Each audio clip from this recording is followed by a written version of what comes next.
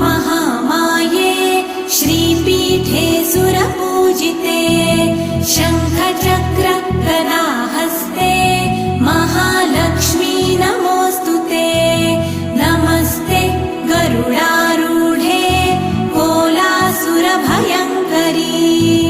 सर्वपाप हरे देवी महालक्ष्मी नमोऽस्तुते महादेव्यै च विद्महे विष्णुपत्न्यै च धीमहि तन्नो लक्ष्मी प्रचोदयात्।